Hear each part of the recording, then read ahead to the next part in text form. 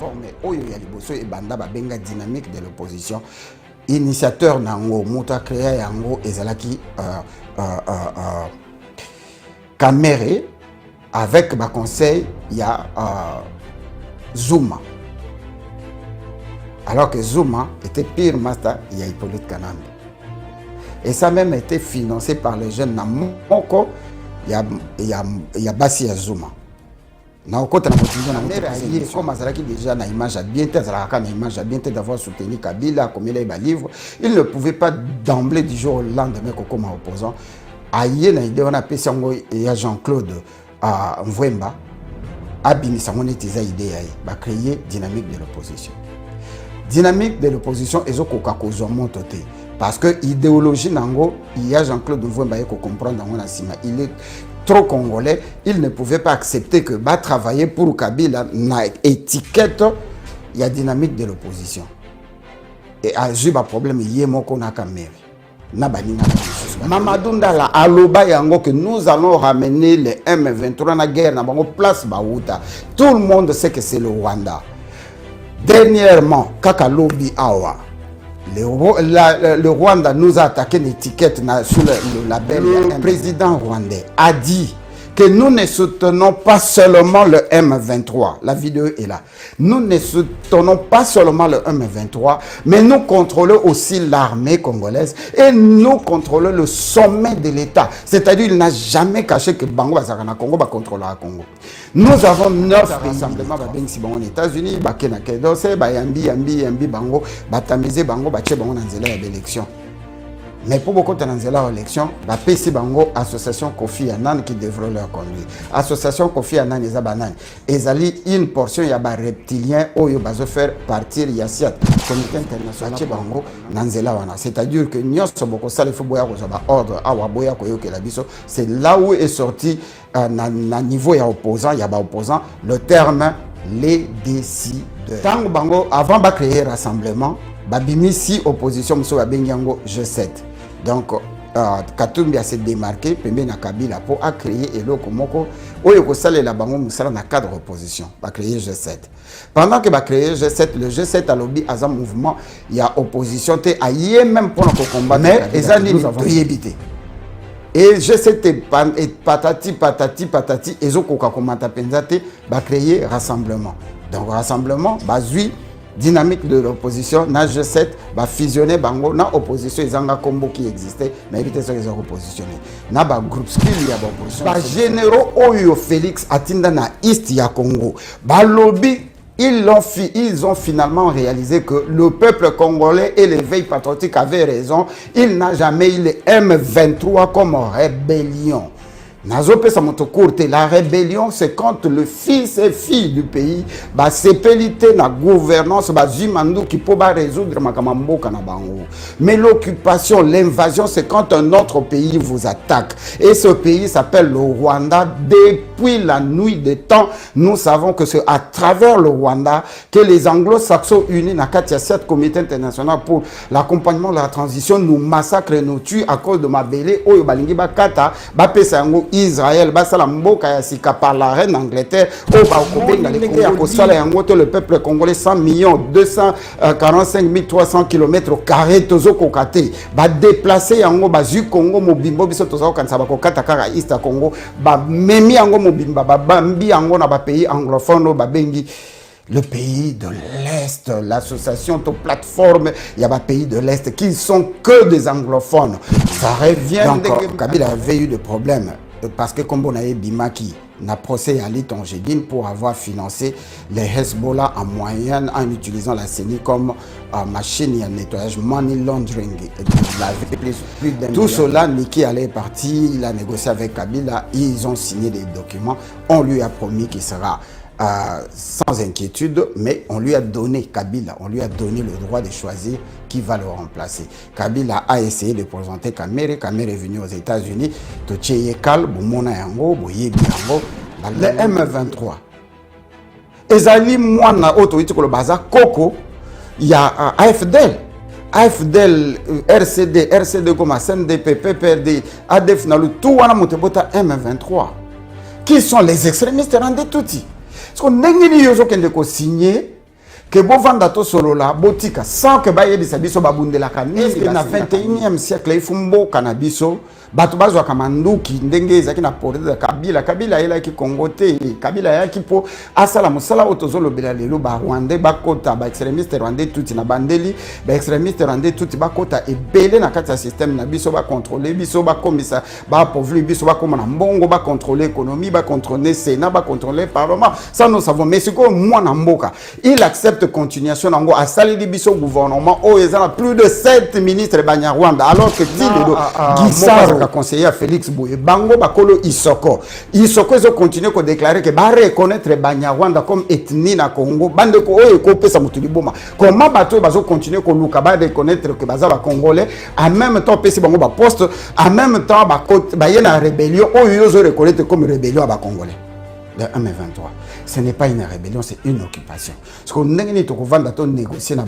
entre Paul Kagame et Museveni, nano ba vandité ba traité, na ba rebelle oyo bango bazo banga ba okena mboka na bango to yebi bango te ba konzi ba mayonde ba médiocre, ba médiocre.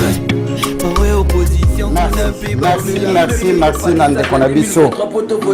Merci Longata na Loyembo Kitoko échec lo. Chers compatriotes, mesdames, messieurs, fidèles de l'émission Éveil Patriotique, de là où vous vous trouvez, nous vous disons infiniment merci.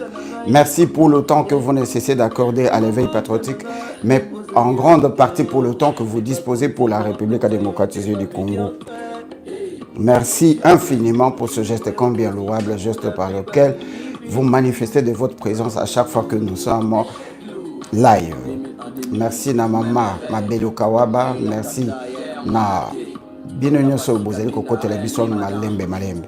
Nous disons infiniment merci na Bapanzi Sango Nyonso, surtout Oyo Bazali na kati ya famille Otobengaka les combattants toutes tendances confondues.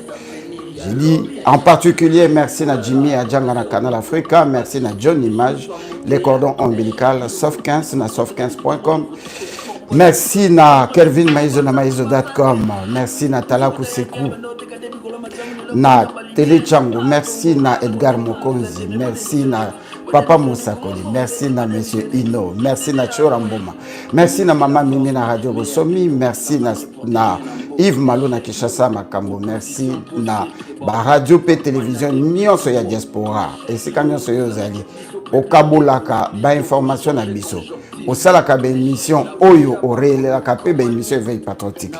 À mon nom personnel, au nom de nos auditeurs, nos auditrices qui nous suivent maintenant sur YouTube comme sur Facebook, nous vous disons infiniment merci pour le travail que nous abattons. Merci oyo nazoko remercier Bino en particulier parce que Mikolonien Sotozola Tozola Mukato Komiko comprendre que nous continuons à jouer un rôle primordial dans la situation à Congo et que Maloba Nabiso et que l'intervention Nabiso et que l'émission Nabiso est comico influencé attitude ya gouvernement. Nyongana nyode papoyo kufelaka tout le temps na masasi nyongwa nani Congo a Congo kiki pambita devaka yebisa biso nako bandana sena zo matalikolo pona koma na place oyo na meka ko expliquer moi que maman lobi likambo moko awa otindi message pas bande ko na biso bon poser évidemment ceux qui bango bazolanda biso te na minute yo ba représentant ya ba elingi ko ba ke ba membre ya ba plateforme na bango ya opposition baza awa ebele tozalaka awa toute tendance confondue. Oh, ils allaient Éveil Patriotique, tout le Bilaka Congo, tout ça, congoliste. C'est-à-dire que, ah, ouais, c'est ça l'apologie, il y a parti Moko, il y a Batou Boyete. Nous ne sommes même pas des opposants. Parce que les opposants sont dans la carte politique. Mais biso tout ça, les congoliste, toujours réagir, na place à Oyo, na sans voix. Donc, il y a Kakobite là-bas, on m'a beaucoup côté. Je vais, ça, la parenthèse, Moko, comprendre pourquoi les politiciens qui connaissent la situation plus que nous. Les politiciens na biso mingi ko bandana président Bemba na muzito bazana ba chaîne na ba télévision. Mais ce qu'on l'a dit ba chaîne na ba télévision na bango okomona te ke pasaka ta ya ko passer message ya révolution, to message ya patriotisme. okomona ta mokolo moko te na bapage na bango vidéo éveil patriotique ndenge tozosala bozoleka live alors que tolobaka makambo oyo bango bazoloba bapesaka biso impression que baza baopposant. Il faut batiaka bavidéo oyo bana Congo bazoloba contre le système parce que bango na système baza na différence te. Nangika na illustré le mot bandeko ba comprendre c'est que c'est l'opposition congolaise. Depuis l'arrivée de l'occupation avec Hippolyte Kanambe, il fallait qu'on réforme ndenge ba infiltrer qui armée, ndenge ba infiltrer qui service de renseignement, service nyonso, ndenge ba infiltrer parlement, sénat, ndenge ba infiltrer service de renseignement na biso. Donc il fallait créer une opposition. Et cette opposition a pris naissance au lendemain. Il y a bah, élection il y a 2018. Avant les élections en 2018, tant que la campagne bandit, 2014-2015, banda qui déjà koya mingi na poto bo monaki que ba opposant mingi ba séjourna qui na poto ti awa na États-Unis. Ba créa qui déjà ba mouvement to ba plateforme oyo ya liboso et banda ba benga dynamique de l'opposition. Initiateur nango moto créé yango ezalaki Kamere avec ba conseil il y a Zuma, alors que Zuma était pire master il y a Hippolyte Kanambe et ça même été financé par les jeunes Namoko il y a Bassi Zuma na okota na modindo na ngote poser émission à l'éloté. Kamera yé comme azalaki déjà na image bien tête azalaka na image bien tête d'avoir soutenu Kabila comme il a livre, il ne pouvait pas d'emblée du jour au lendemain comme opposant ayé na idée on a pesi ngo ya Jean-Claude Mvwemba abimisa ngone tiza idée yé ba créer dynamique de l'opposition. Dynamique de l'opposition ezokoka kozwa montoté parce que idéologie nango il y a Jean-Claude Mvwemba yé ko comprendre ngo na sima il est trop congolais, il ne pouvait pas accepter que va travailler pour Kabila na étiquette, il y a dynamique de l'opposition. Et à j'ai un problème, il y a mon Kamere. Na baninga na mususu ba créer rassemblement. Tant bango avant ba créer rassemblement, ba bimisi opposition muso ba bengango G7. Donc Katumbi a se démarqué pembe na Kabila pour a créer eloko moko oyo ko salela bango musala na cadre opposition, ba créer G7. Pendant que ba créer G7, le G7 a lobby à un mouvement, il y a opposition te aye même pour combattre Kabila te. Nous avons les vidéos. Mais ezanini to yebité. Et G7 et patati ezoko ka komata penzate ba créer rassemblement. Donc rassemblement bazui dynamique de l'opposition na G7 va fusionner bango na opposition ezanga combo qui existait na éviter ça les oppositionner na ba groupe skill ya ba opposition muso ba sali rassemblement na kati ya rassemblement ba bengi si bango aux États-Unis ba kena kedose ba yambi bango ba tamiser bango ba che bango na nzela ya élection. Mais pour beaucoup de l'élection, bah PC Bango, association Kofi Annan qui devrait leur conduire. Association Kofi Annan et Zabanan. Et Zali, une portion, il y a des reptiliens, où il va se faire partir, YASIAT, Comité international pour l'accompagnement de la transition. Bache Bango, Nanzela Wana. C'est-à-dire que Nyos Boko Sal, il faut boire ordre, Awa Boya Koyo Kelabiso. C'est là où est sorti, na niveau, il y a opposant, il y a pas opposant, le terme les décideurs. Maman. Espérance que vous comprendre très bien. Et batambusi bango, pesi bango, code, pesi bango, règlement, comment respecter Moussala au Monisco Salaka na Congo, comment respecter Mindele, comment tala ba contrat na bango, ceux qui vont pouvoir botambola. Pendant ce temps-là, Kabila ayant déjà des problèmes avec les États-Unis pour avoir vendu l'iranium na Katumbi, la bénédiction à Belgique et pas à Iran, ils avaient déjà des problèmes. Kabila a eu un autre problème, son nom était cité dans le dossier, il y a avoir financé le Hezbollah à travers Félix, merci, à travers donc Kabila avait eu des problèmes parce que comme on avait Bimaki n'a procès à l'Itongédine pour avoir financé les Hezbollah en moyenne en utilisant la CENI comme machine à nettoyage, money laundering, de laver plus d'1 milliard de dollars au profit à Hezbollah. Tout cela, Niki allait partir, il a négocié avec Kabila, ils ont signé des documents, on lui a promis qu'il sera sans inquiétude, mais on lui a donné, Kabila, on lui a donné le droit de choisir qui va le remplacer. Kabila a essayé de présenter Kamere, Kamere est venu aux États-Unis, Tocheye Kal, Bomona Yango, Boyebi Yango, Balongo Lié, Bacheye Pembeni, Babengsi Katumbi, incompétence Katumbi, Azoko Kako se défendre, et il y avait la main d'Israël, Nassimame Katumbi n'était pas très éloquent, n'était pas très politicien, il ne connaissait pas les grandes lignes, et il était toujours représenté par mon cousin, comment il s'appelle encore bon, le clerc là. Bref, Bacheye Pembeni, mais finalement ils ont retourné vers l'opposition. Bengisi Bangona Université Hopkins, j'étais là, et dans la Université Hopkins, Basangisi, opposant, Nabato Bazagi na politique, le vieux, le président Elio était là, Nabato Moussousou, Bakombeze Ibele, et puis le vieux José Makili était là. On leur a demandé une simple question, ce qui est l'autre lobby que Kabila a sauté, opposition au pouvoir, qui pourra prendre le pouvoir, on sur Babina, pouvoir et Kokende, soit et pas Mosengo, soit et pas il y a docteur Mukwege, comme président, Bako celle c'est élection démocratique et apaisée. C'est comme ça que la démarche était partie. Et maintenant,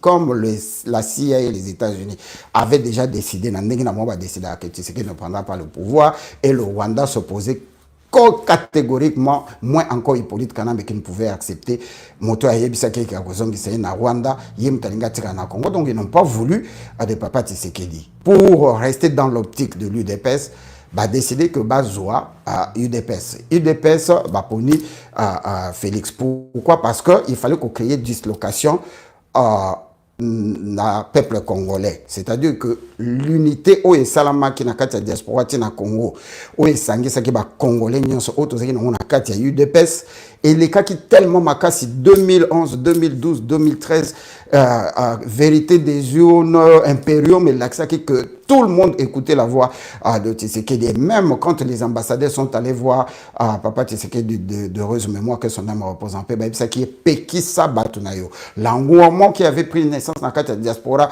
monaki que Soki, une élection, et que l'opposition est gagnée, et que Kabila a forcé Mutunayo Azalaki Naye, Mobulu et Kobima Obakoko maîtrisé et Kabila était déjà comme il avait trop de problèmes occupation Kokuya. Comme Balingaka soulèvement de masse, il fallait commencer par acheter l'UDPS qui était quand même mon tout train. Il y a opposition à Bisso, il faut le reconnaître. Il faut prendre l'UDPS. Donc le pouvoir était parti chez UDPS. C'est ainsi que Bomonaki, malgré entre guillemets réussite, il y a président élu Ndengalinga Tobenga Martin Fayulu. Il fallait qu'à UDPS pour créer fissure, diviser les Congolais à travers cette fameuse occupation. Il y a un autant à Genève et que mon anaki que le président Ekozala Fayulu décidé que non. Ce qui est UDPS Mobimba et que UDPS métier Simaya Fayulu Wanda Baokima. Parce que tant que en Afrique du Sud, Botuna Bangonyo surtout, Bazo Yokanga. Momoko Ebima, kato phrase moko ebima que pour finir avec cette histoire de l'occupation rwandaise, il faut commencer par couper la tête du serpent. C'était quoi et qui la tête du serpent? C'est ainsi qu'il y a eu division. Ce qui a fait que l'opposition des alaki rassemblement est commis na Genève et Katani et Boti Cash na la Moka. Cash na tour na yango et Kei et Sangani na FCC. Baboti union sacrée to union saccadée. C'est comme maman yebisanga opposition za. Parce que bango union soko kona bango moko et bandana rassemblement. Et le FCC nakaj baboti union saccadée qui veut dire que c'est les mêmes enfants. Oh et bazali bakoko, il y a AFDL et boti RCD Goma. RCD nyos bango misato baboti PPRD boti M23 ngumino Turanego esu kanango baboti FCC et boti cash et boti union sacrée. Où est l'opposition? Nakeko suka mamo ezingata trop pour expliquer makambo yo tozolo bela awa controverse nango ndenge toyoki que Félix a claqué porte asa signa ki bandeko. C'est qu'il a signé dans notre évité. Donc les négociations elles ça la basi signé que toko sala accord. Mais biso que ce tozo mituna. Biso tozala na opposition. Naïe Félix. Nous sommes de l'UDPS. To bundi ça le M23. Yaya na biso Gilbert Mundela akufi likolo makambo ya ba ebiloko nyonso, c'est-à-dire partout il marchait, il dénonçait l'occupation rwandaise derrière le M23.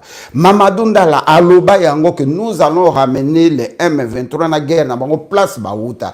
Tout le monde sait que c'est le Rwanda. Dernièrement, kaka lobi awa. Le Rwanda nous a attaqué l'étiquette sous le label il y a M23. Ba généraux Oyo Félix Atinda na East ya Congo. Ba lobby ils ont finalement réalisé que le peuple congolais et les veilles patriotiques avaient raison. Il n'a jamais eu le M23 comme rébellion.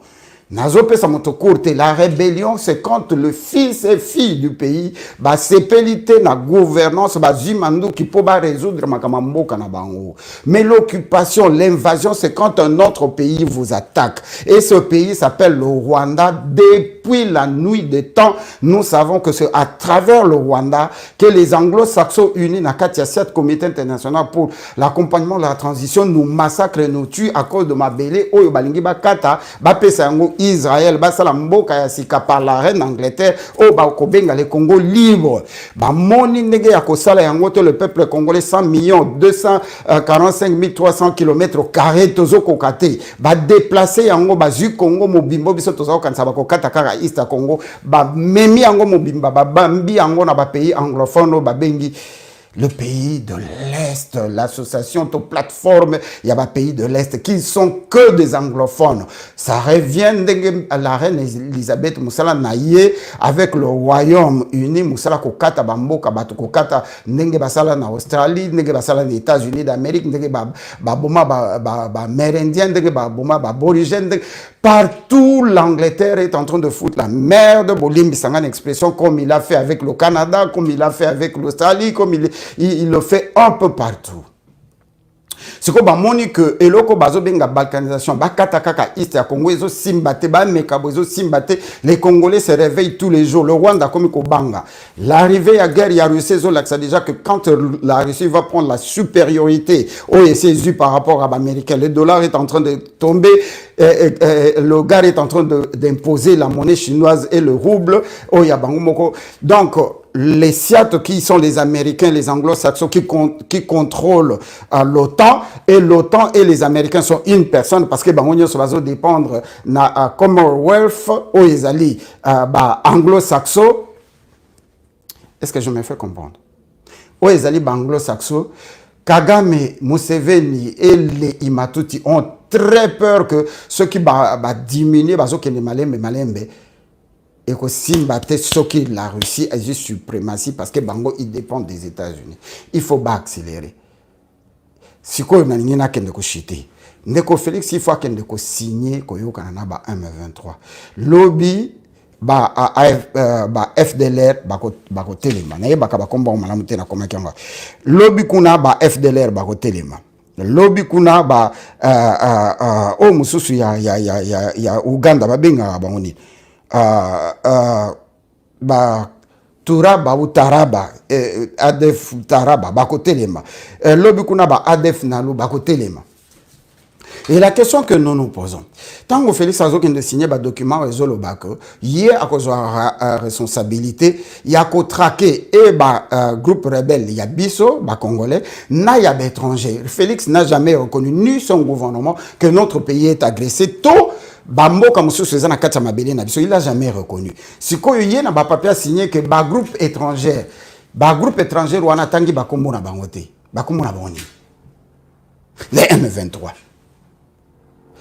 Si quoi boye bisangai, pays ou en ezolo bazo kende koyo kana parce que ezali pona kosil sa hostilité pe ko sécuriser bambo kana bango. Mon colonini to sitoyoka ke M23, Ngumino, Red Taraba, whatever, babwaki, babomi, bato, violé na Uganda, na Rwanda, na Burundi. Attends mon colomote. C'est que insécurité, ça la rende na Congo. bango bazo banga nini po bakende na Nairobi ata mokolo moko toyoka ke ba violer mutu même mbwa nan toyoka te ke ba violer mbwa zara surubera to mbwa ya président ya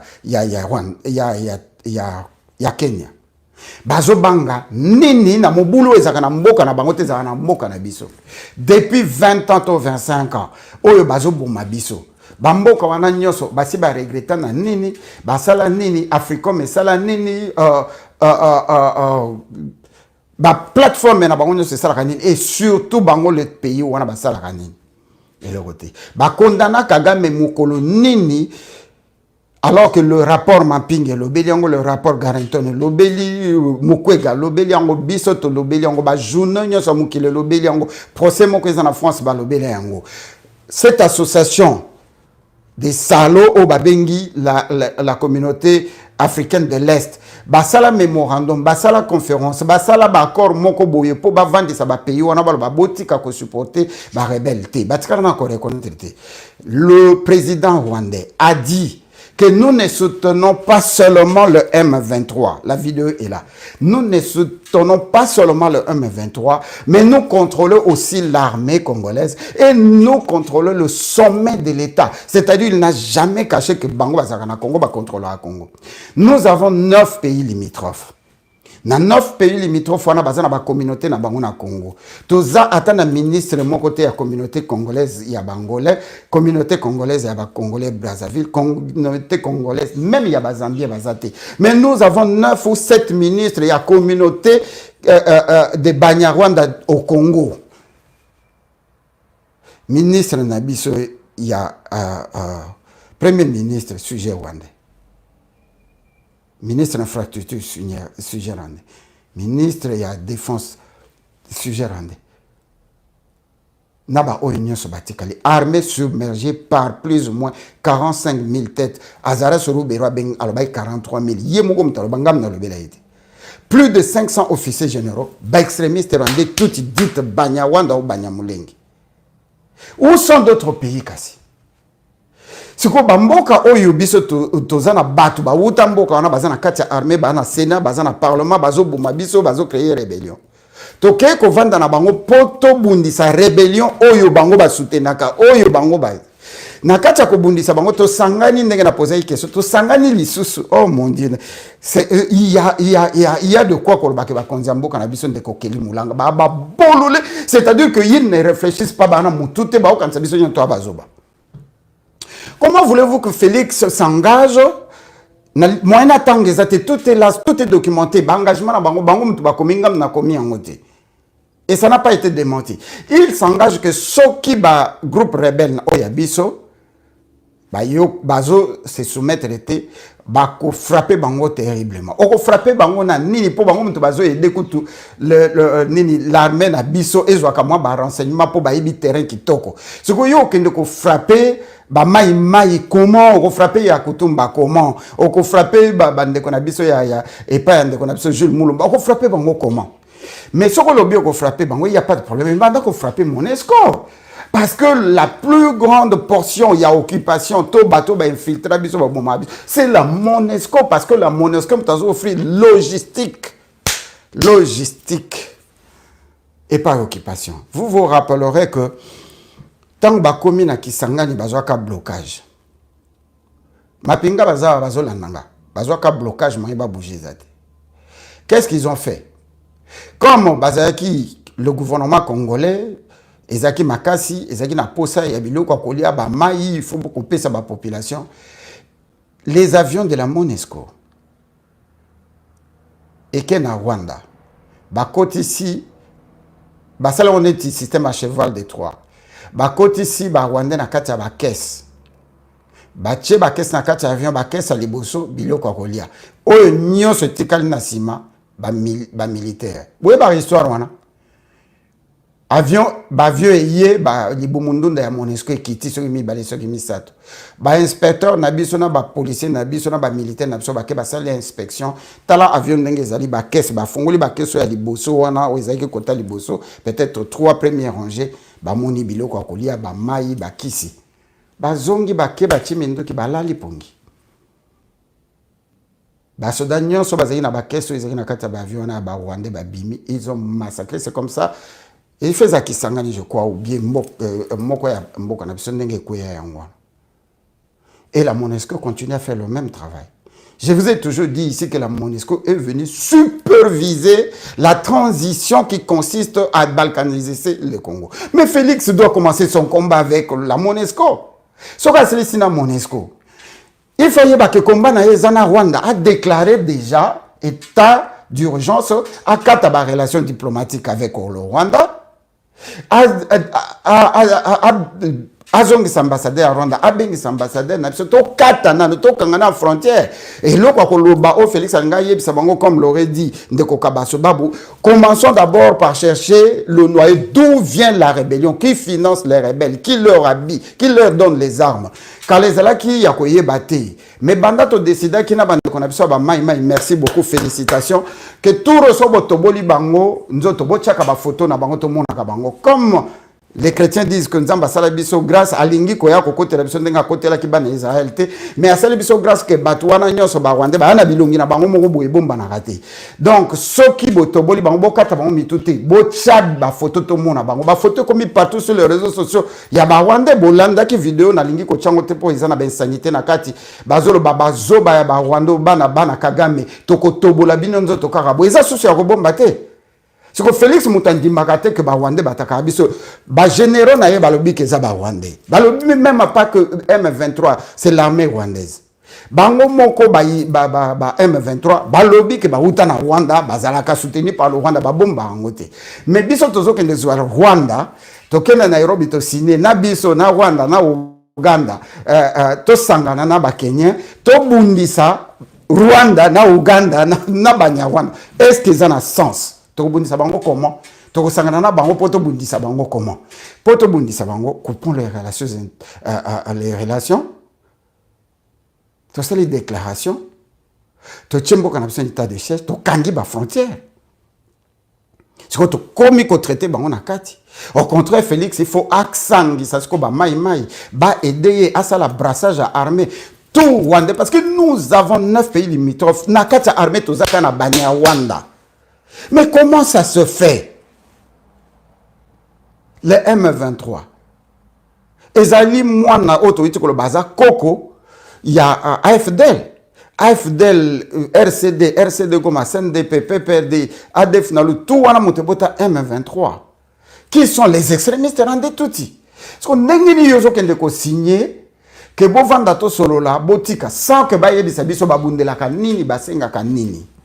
Est-ce que dans le 21e siècle, il faut un cannabis, Batubazo Kamanduki, Ndenge, Zakina Porde, Kabila, il a qui Congoté, Kabila, qui pour Asala Moussala, Otozolo Belalelo, Rwandais, Bakota, extrémiste Rwandais, tout na Bandeli, extrémiste Rwandais, tout Bakota, et Belé, na kata système, na biso ba contrôler, biso ba komisa, ba pauvre, biso ba comme Mbongo, ba contrôler l'économie, ba contrôler Sénat, ba contrôler le Parlement. Ça, nous savons. Mais c'est quoi, moi, Namboka, il accepte continuation, Nango, à salir biso gouvernement, oh, ils ont plus de 7 ministre Banyarwanda alors que Tiledo Gisaro na Mokwazaka conseiller Félix Boye Bango Bakolo Isoko ils ont continué à déclarer que ba reconnaître Banyarwanda comme ethnie na Congo bande ko oyo ko pesa mutuli boma comment bato bazo continuer ko luka ba reconnaître que baza ba congolais en même temps pesi bango ba poste en même temps ba yena rébellion oyo zo reconnaître comme rébellion ba congolais. Le M23, ce n'est pas une rébellion, c'est une occupation. Parce qu'on n'a pas négocier na bango. Entre-temps, Paul Kagame, Museveni, na no ba vandité ba traité, na ba rebelle oyo bango bazo banga ba okena mboka na bango to yebi bango te bazalaka wapi ba kombo na ngo banani. Ba s'occuper na mboka na bango na ba mboka na bango. Biso to s'occuper ba na ba o bazana mboka na biso. Tokei ko signer nini et pourquoi. Nasukia paiement mais pendant ce temps, idiot moka revendre quelque part. Abosani kazalaka congolais, abosani ke lobito télémelaki occupation, abosani ke lobito télémelaki ba rwandais. Avant de côté là-bas M23. Ah non, botika ba M23, président Félix Assali Malam Koutou d'ailleurs a décidé quoi à Kosala Nini parce que lui ne fait que exécuter. Et ngai na komi ko betela ndeko Félix Maboko soki botali body language na ye elingiro ba langage corporel na ye so bo moni na Kenya ndenge a ignoraki Kagame soki za théâtre te mais botala body language naza sundenga zalaki te esengo eza mingi te azosala oyo azosala parce qu'akomi na ba contrainte elengi ya mbongo nyonso ba millions abeti biso kula près de 4 milliards de dollars na 3 ans ezosila ye ane sengote biso to lala ko lali penar muta okipe yo te olamuki oke musala ozabie ole fufu na yo vanda to ko chama kelele meye même fufu azoli yango lisubiete parce que yemoko se rendre compte que le niveau qu'il a amené notre pays en côté et que signature na ye azo profiter na ngoka na ambiance azo profiter na ngoka na loisir na médiocrité o ezo salama na ba ambiance bazo sala na présidence ko lia ko mela ba na basi ndenge ba komi ko kende ko zwela ka biso ba hippopotame ba ye ba cheye po akomisa ki sa propre et ndenge ba ke ko zwela biso Jean-Claude Van Damme na yebite soki akokoma ambassadeur ya arts martiaux, c'est-à-dire que ba théâtre na ba théâtre mais na kati ya likambo oyo tozolobela awa chers compatriotes raison ya ko signer na ba M23 il y a eu combien des accords il y a avec le M23 bato wana basi ba comprendre biso bo signer ba koti ba bandi lisusu ko boma na kombo mususu etant boko pesa bango ba poste ceux qui ont payé 4 postes, non, ils ont mérité 6. So bo sakani to zili su manduki. C'est-à-dire théâtre wana au Rwanda basala ka biso eza de mauvais goût. Tolobaki angwa que Félix tango zondi makopesa coltan na or et pas ya Kagame. Yebake akotonda te lobi akosenga manganèse lobi kuna akosenga uranium lobi ako continuer kwa merde biso tango bozolo ba que ADF nalu eza le Ougandais ba Ougandais batikala ko lela tamu kolomoko te que bombe éclaté quelque part basi na bango baza violé boke kozwa Ouganda bosala na ye ba corps bo memi armée ougandaise na kati Congo comme quoi il sala bandela armée entre temps bozo décider que bo sangana na armée wana bo bengana ba Ougandais c'est-à-dire que cacophonie bouillabaisse moko sala c'est-à-dire oh batongo on dirait bazo réfléchir te on dirait bazo biso ba bololé it's not gonna be like that. What the hell is that? Ça peut pas continuer comme ça. Félix Aousalango, comment bandeko? Il va faire ça comment? Donc, na soka makambo et nyonso, eza que le Congo est comme membre il y a des pays de l'Est, il faut arrêter complètement les maïmaï. Problème na bango les maïmaï. Basangana siko yona armée rwandaise eza déjà na Congo, armée burundaise eza na Congo, armée ougandaise eza na Congo. Monesco eza na Congo basangana ba matraquer ba maïmaï po ba maïmaï to bazo éviter progression nyonso ya ba plan hégémonique eza mise en place bande kona biso ba maïmaï moto moko alapisa bin note ke boko wapo na ekolo boko telema ngui